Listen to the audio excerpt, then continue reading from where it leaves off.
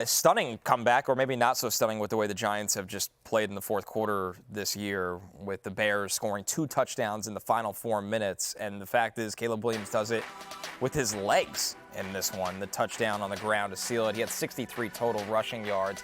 Jaxson Dart hurt in this game, but still put up over 26 fantasy points. Matthew, it's really both of these guys' mobility that makes them so effective, though, in fantasy right now. Yeah, I mean, look, I think Jay's best call of the year might have been Alec Pierce. I think my best call of the year was in the preseason. I said, I don't know when Jaxson Dart's going to be the starter, but when he is, he's going to be a top 12 fantasy quarterback right away for the rest of the season. You said the rest of the way. Yeah. And I remember you drafting. I said I loved your strategy for two, especially in deep leagues or 2 quarterback leagues, of pairing Flacco and Dart early, because of Flacco's going to be the starter for a few weeks, right, and then Dart's going to take over, and you're going to have a QB1 that's going to cost, the 2 guys you can get in the 12th round or later. For free, yeah. So I love that strategy that you did. We called that at the time.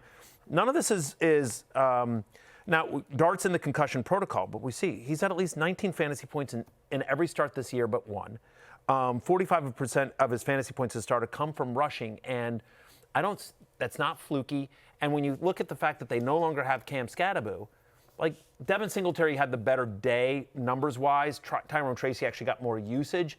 Neither guy was super inspiring, where you're just like... The run game is not good. No, and the run game's got to be Jaxson Dart. Right. Their traditional run game.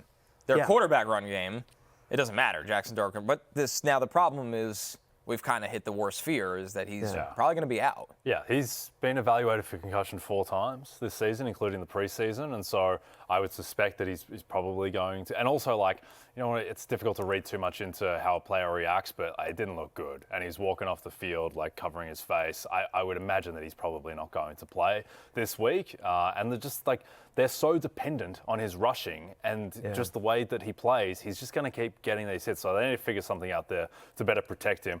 I don't know why they're calling so many design runs. I guess they have to for the offense. Because you have a coach trying to save his job. Yeah, and that's very scary for a young quarterback. It is.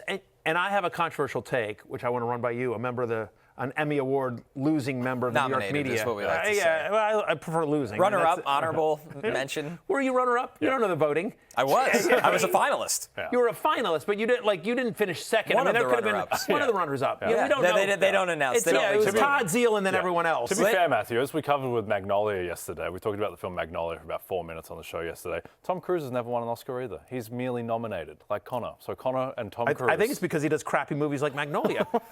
Where are you on Magnolia? I've never seen it. Nor should you, by the way. Unless I've never had someone tell me, wow, you got to watch Magnolia. Right. I've seen plenty of Tom Cruise movies.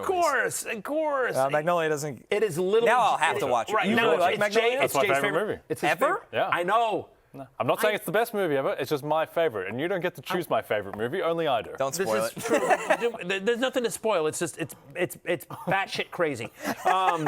Is the movie? I swear to God, that's the premise of it. It's just none of it makes sense. That's the premise of life is random. Raise the blah, flag. blah, blah, blah. Said favorite? Question mark. Thank you. Stephen, I demand another poll in the chat right now.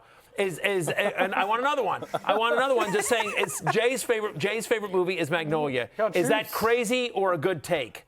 I want a yes or no on that. Yeah, that's just the bias poll. The poll should just be thoughts on Magnolia. Good, bad, never seen it. The 3 options in the poll. That's fine. That's better. That's fine. We'll accept that. But anyway, my crazy take, not as crazy as Magnolia's his favorite movie, but my crazy take is that the Giants should keep Brian Daboll. Okay. That Brian Daboll was the one leading the charge to draft Jaxson Dart. Yeah. He's clearly fit into this offense. They've had their offensive line is brutal. They lost Malik Neighbors. They are piecing it together, right? And yet Dart has still been productive. The challenges of the Giants have been talent deficiencies, especially on defense. Right? They've had leads. They've had these leads that teams have come back on them. Colossal meltdowns. And I don't know that you can fully blame that on Daboll. You want to get a new defensive coordinator. For a young quarterback to change coordinators, you know that Jaxson Dart can be productive in Brian Daboll's system. That's my argument. And you have to build. You've got a franchise quarterback. Hey, congratulations, they absolutely do. You have a franchise quarterback. Build around this guy. Don't change all the crap around him. Don't mess with this kid.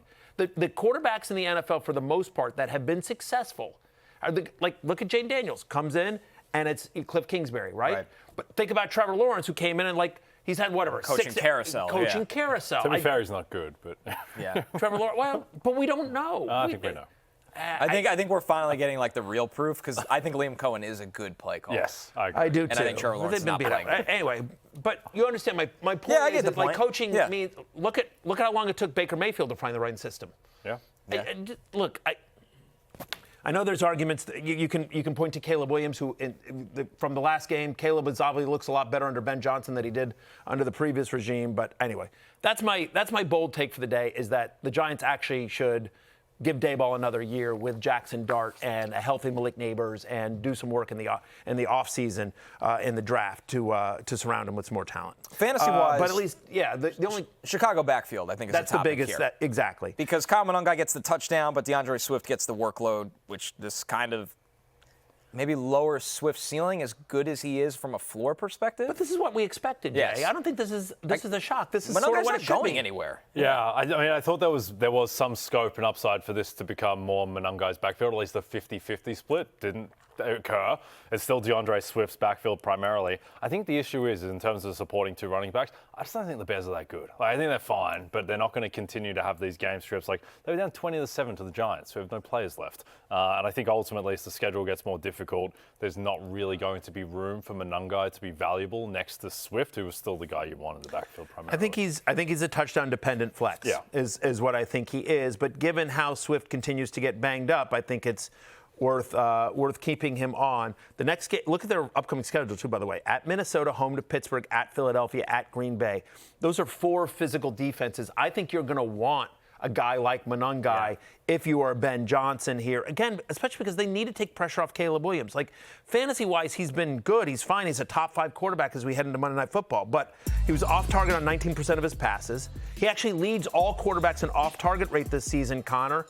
And since week 4, he's had only 1 game with multiple touchdown passes. Now, he's gotten you some rushing. Oh, yeah. They've thrown him a touchdown pass. Like, there's been some goofy stuff in they there. love But, trick like, plays. but Connor, from what you've seen from the tape and just watching the game, like, I don't feel like he's all the way there. Am I crazy? He's not all the way there, but it's nice to see him going in the right direction in Ben Johnson's offense. And he's been very vocal about this in the post games. There's a different comfort level. They've won 6 of their last 7 games. Obviously, Ben Johnson, the beauty of him is he could sprinkle in this crazy stuff to kind of help and supplement the quarterback. So, yeah, we're not getting the number 1 pick superstar version of Caleb yet, but he's on the path where I love when guys are developing and can fall back on their mobility. Lamar Jackson and Josh Allen did that when they were their first 2 years in the league because it makes them did viable. a little bit as well. Hurts did it. Drake May did it as a rookie. And look at Drake May in year 2. So I love that he has that calling card in his back pocket to fall back on. I think the other thing, too, is there's this perception that he's got in this amazing context in Chicago. Like, DJ Moore's given them very little this year. The offensive line is better than it was. I don't think it's like one of the elite offensive lines in the league right now.